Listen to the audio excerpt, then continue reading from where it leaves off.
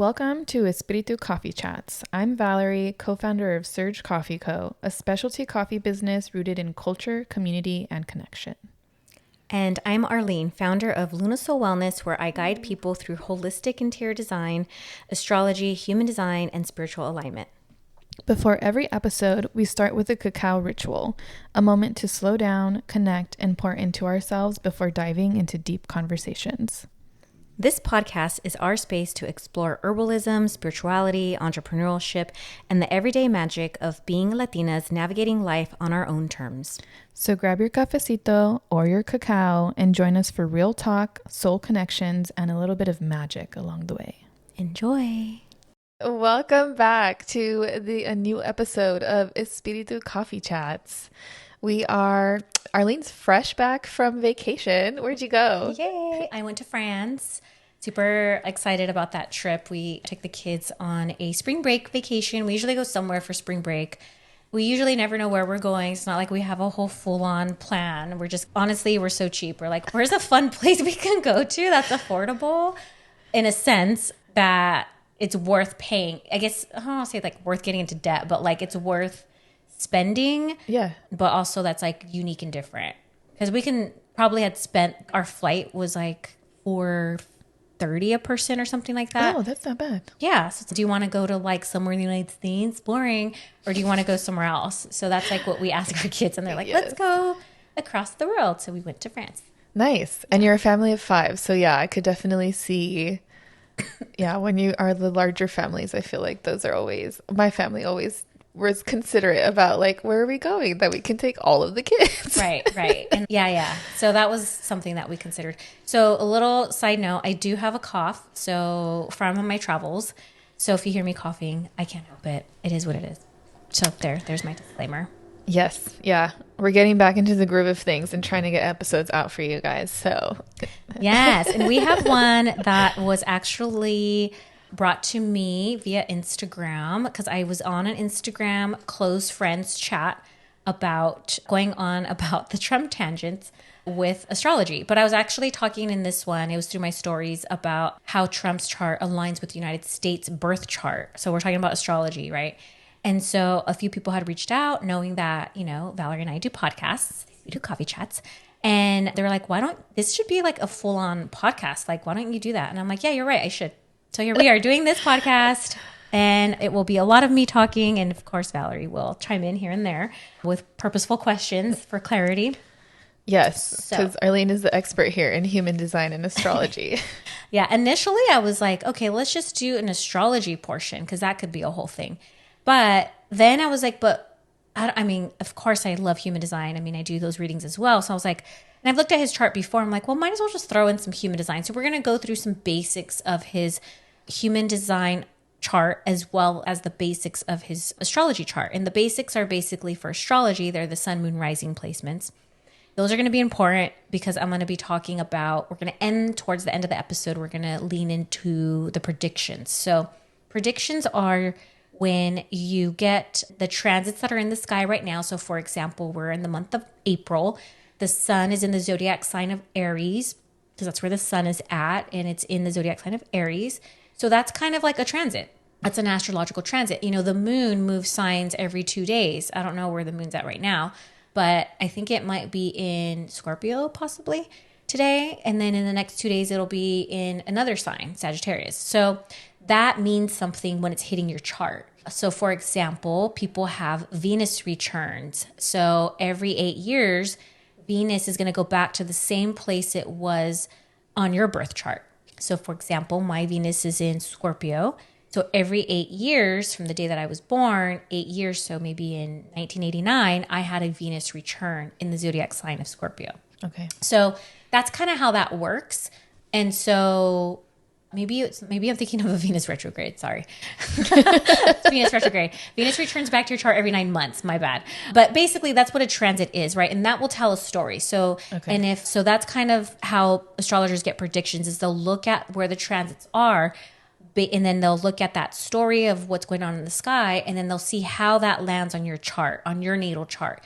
Your natal chart is casted from the time that you were born, the location, and your birthday. You cannot have a true full astrology chart if you do not have the location and the birth time and clearly like the day that you were born.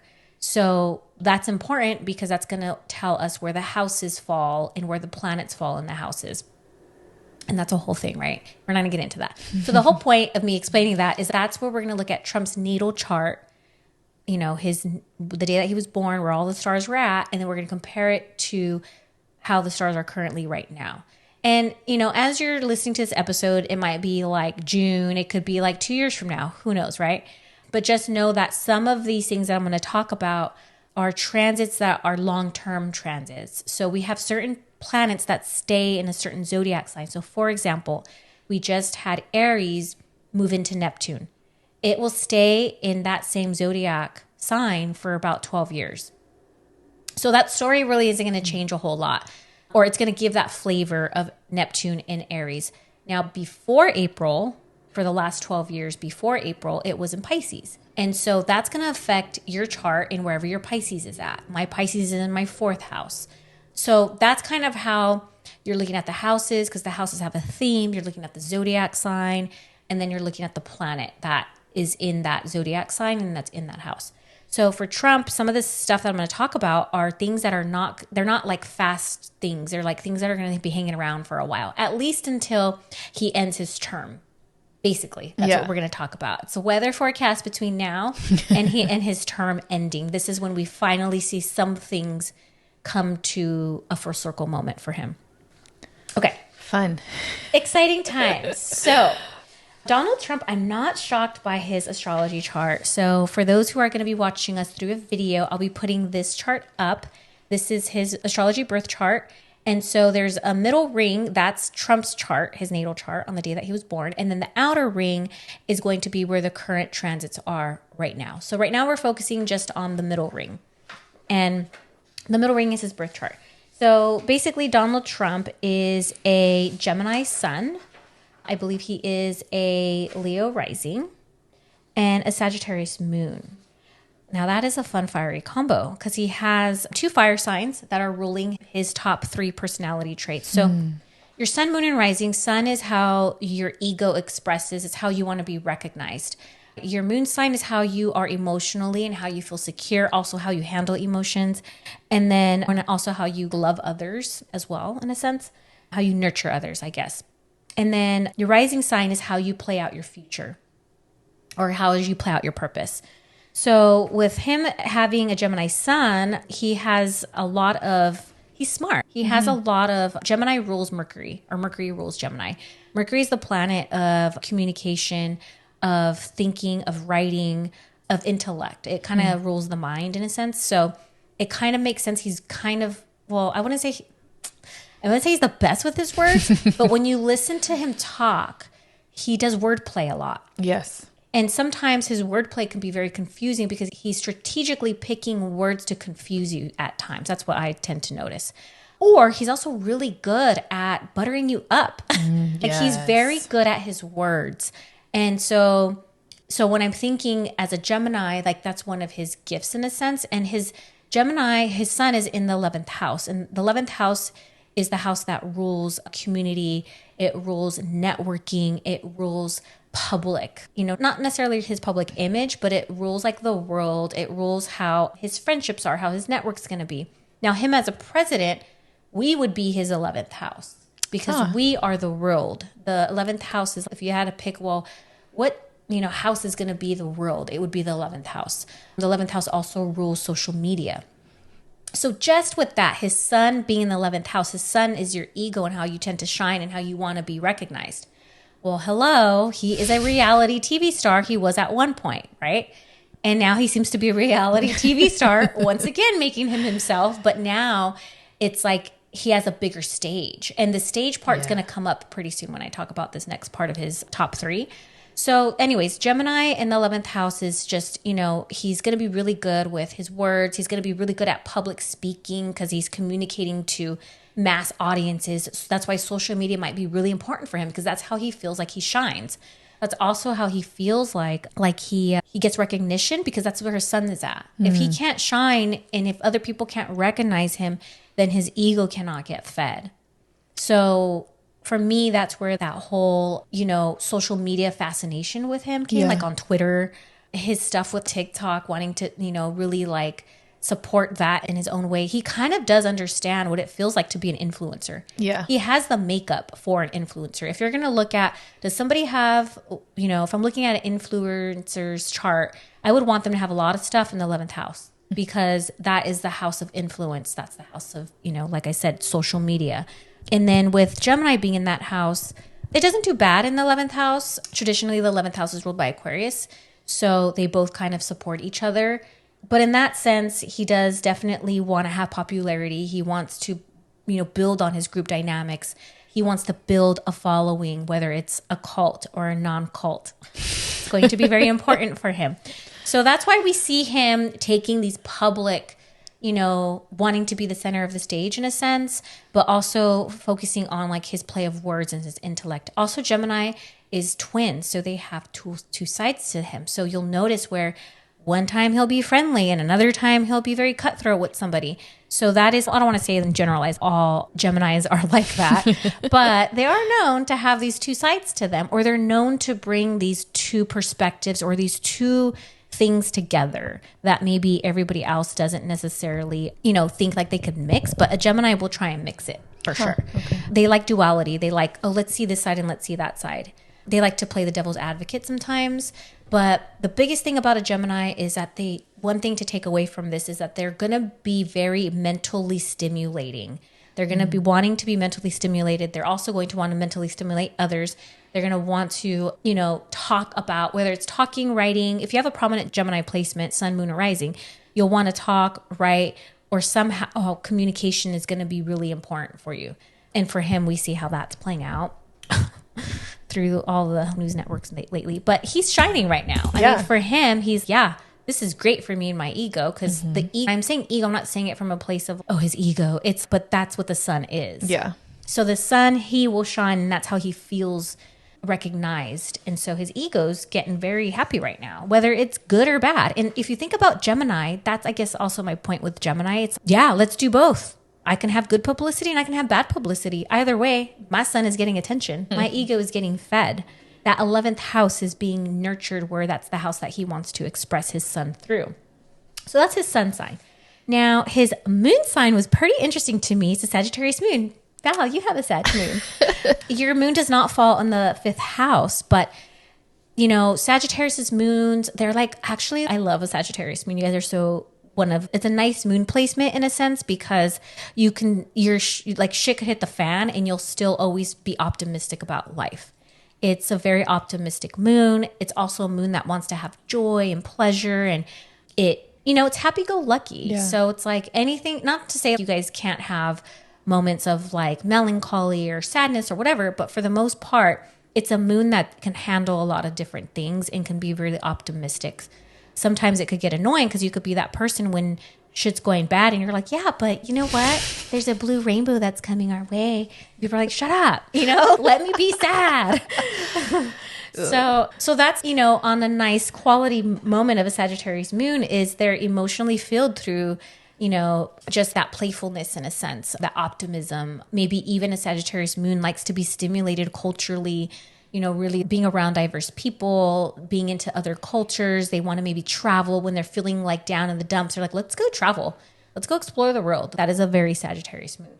So it doesn't shock me that I'm sure he's probably traveled a lot. And in order for him to feel emotionally stable, he has different wives from different cultures, make him feel nurtured in that way. But for him, though, it goes in his 5th house, and the 5th house governs children. It governs pleasure, it governs sex, and it governs just creativity as well. So his moon is going to feel very nurtured in a sense, or he's going to be playing out these things of the 5th house. So I'm going to take it a little to a certain side here. So Sagittarius moon in the 11th house, or in the 5th house, has to be careful with their sex drive and with their creative pleasure play, because it can also be very addicting to them, because the 5th house is also your house of addictions. Huh. It's the house of pleasure. Sometimes, that would be like, okay, if you're going to label cocktails, that'd be in the fifth house. If you want to label fun food, that's fifth house. If you want to label sex, those are all pleasurable things, Yeah. right? But then that's also the house of, I don't know if I'm saying it right, but your Achilles heels, Oh, uh-huh. right? Your weakness, yeah? Yeah, your weaknesses in a sense, but your pleasure weaknesses, like your addiction weaknesses. So we know that, he has had issues with, just maybe there's been a lot of accusations about him, being with women, maybe using his sexual energy and sense like that. Him, kind of coming with that energy, basically. I guess that's my point. He has this energy of, exuding sexual attractions and sexual pleasures, right? And of course he's gonna, put it on women because that's who he's attracted to. I mean, I even heard it, I think it was today, I was listening to his they had some sort of Republican congressional meeting or some shit like that. I don't know. And I was listening to about it. And one of the things that he said, he was like, we can't even call a woman pretty anymore because we'll get in trouble for it. And I was like, oh, that's such a Sagittarius Moon fifth house placement statement. That's definitely what it feels like. But for him, he brings it up so much because it's an emotional thing for him. Like, I'm sure when he gets, in the past or presently or however in his life, whenever he was feeling some sort of way, he's like, dude, I need to go have sex to release this emotional pressure. We're also going to jump into his human design chart, and he is an emotional authority. And so when you're an emotional authority, you'll go through your ups and your downs. And so the way that he's going to play out his ups and his downs are going to be through his fifth house, because that's where his moon is at.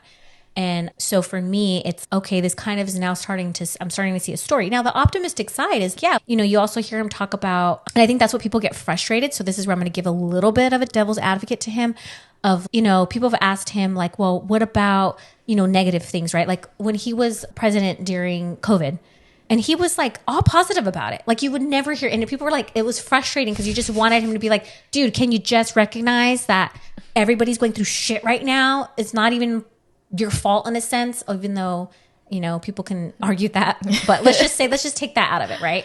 It's like, there goes that optimism that we see, so maybe that is just a trait in him that he will naturally have and will naturally just always express it in that sense. So that is the upside to it, and that can also be the frustrating side. But then the shadow side is, well, he's also prone to these sexual addictions and these sexual desires. And so if he can't have that, then it's, what does he do with it? So that's where something to ponder on for him. And just from, like I said, from all of the accusations that have been out in the press and in the past, seeing the Sagittarius Moon in the fifth house and seeing how there's been some speculations or some accusations on him and his sexual, I don't know, what do you want to call it? Yeah, I mean, sexual allegations. Yeah. Habits, I don't know.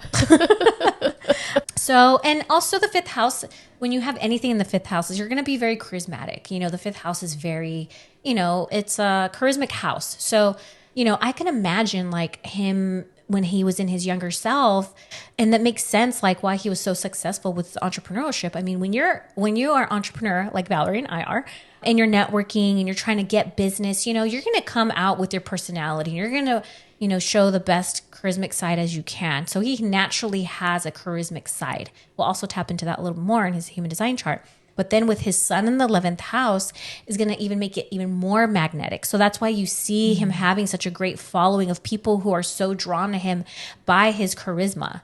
Not by what he's doing, not by his actual actions, but by what he exudes in his charisma. And because he's a Gemini sun, he knows how to use that charisma and wordplay on it.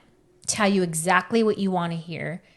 Whether he's going to actually do it or not, we don't know. But at least he knows that that's a talent that he knows that he has. I'm well aware that he knows exactly what he's doing.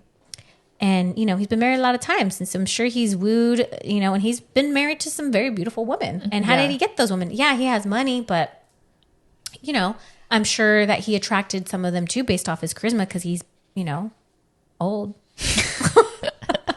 Now we're going to dive into his Leo rising. So the rising sign will always be found on whatever rules your first house. That's always going to be your rising sign. So the first house rules how you physically look. It rules your physical body. It rules what happens to your physical body. It rules also how other people see you. So your sun sign is more how you see yourself, like how you identify as yourself. Your rising sign is like, what are you known for in a sense? Like, how do people see you? What is the first impression that you give?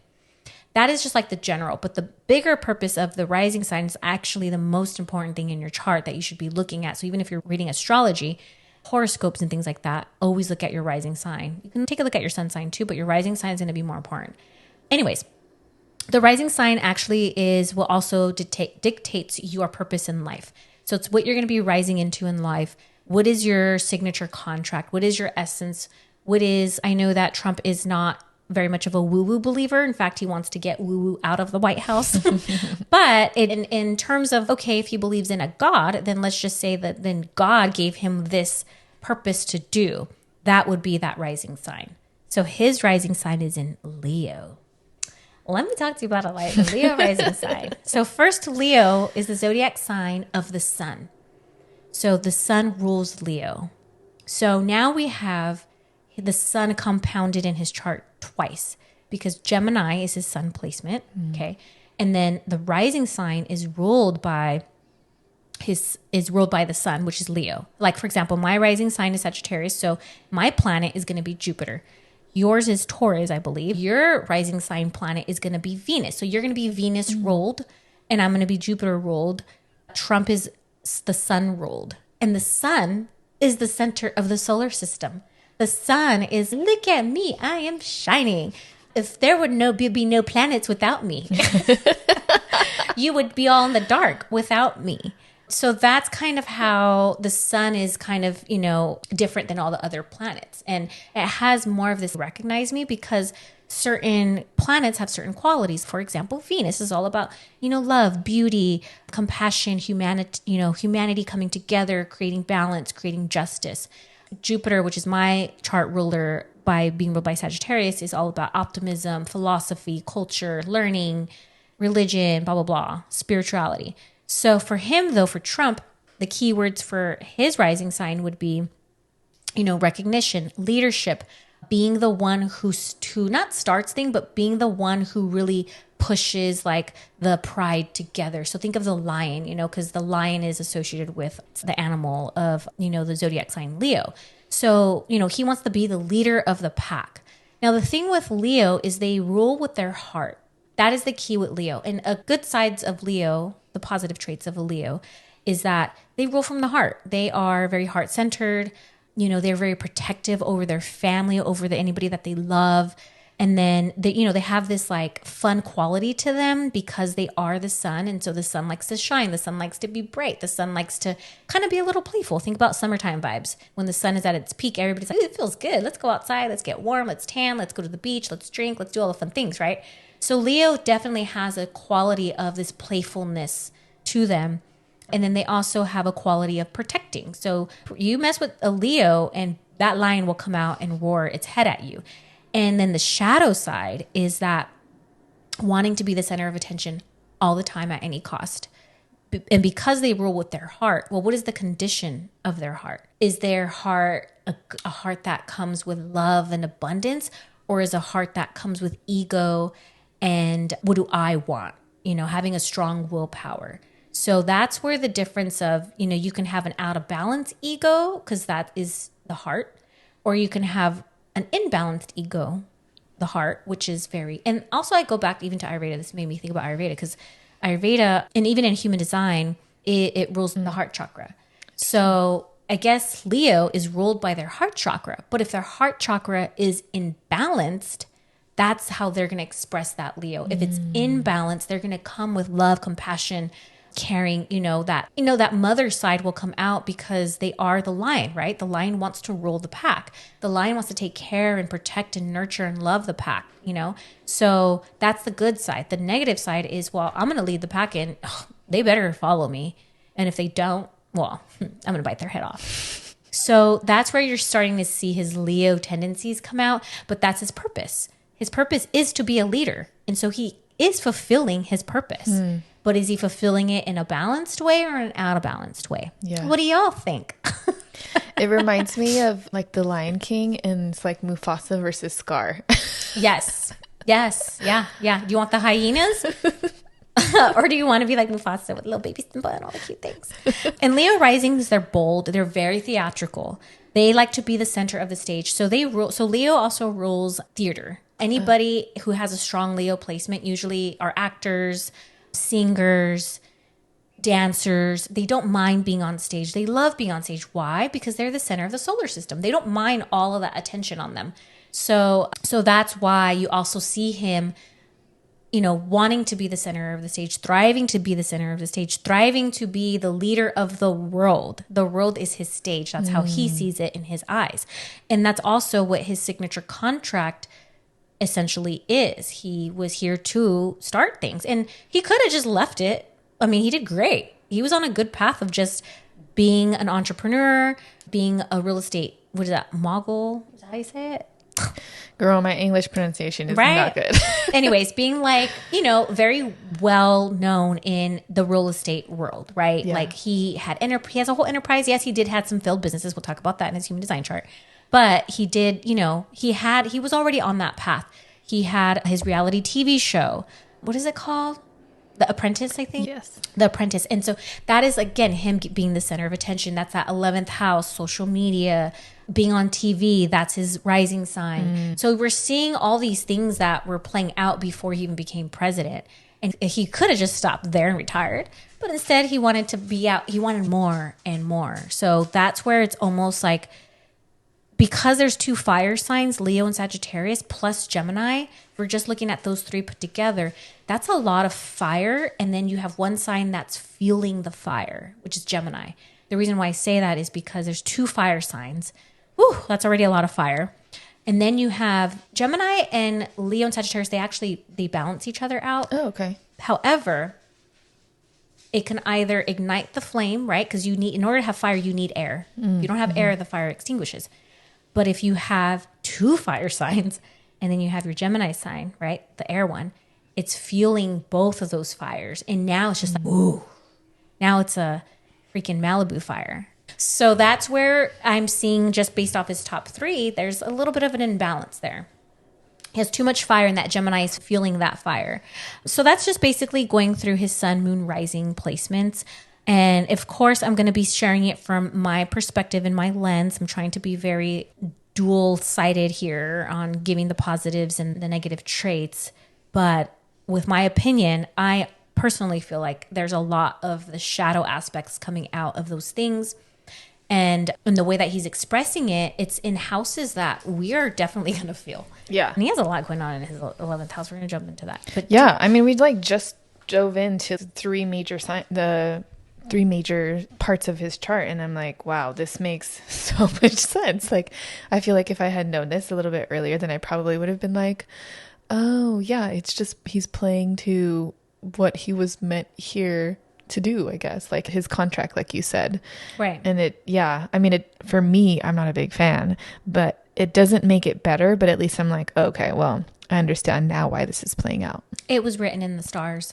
Now, this is the thing about astrology. Like, you are set. You have your own set signature. Valley, according to our human design chart, we have the same one, which is in human design, there's incarnation crosses, which are also part of your technical, like, purpose promise in a sense. But your rising sign is your promise as well.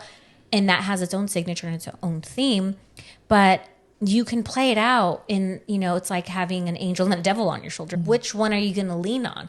One is going to have this side of how you're going to play it out, and one's going to have this side on how you play it out. So which are you going to go in the shadow side, or are you going to go in the higher side, right? I'm sure if you ask Trump, he thinks he's going on this, like, the good side, right? But some people disagree. And so basically, yeah, to sum it up, he's very socially driven. He is wanting to be the center of the spotlight. He needs to have a platform, and he's good at being very charismatic. And that is what's keeping him, I think, afloat. His word plays what's keeping him. He will continue to use those traits that he has, and he has very well placed zodiac placements for that. So, we'll see. We'll see how the rest of this is going to play out. I mean, you could only go off of those things for so long. So, do you have anything to add?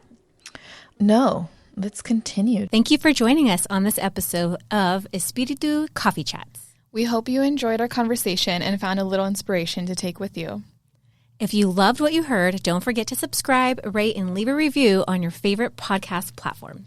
And stay connected with us on social media for updates, behind-the-scenes content, and more. Until next time, keep the spirit alive and the coffee brewing. Cheers! Ow, ow, ow.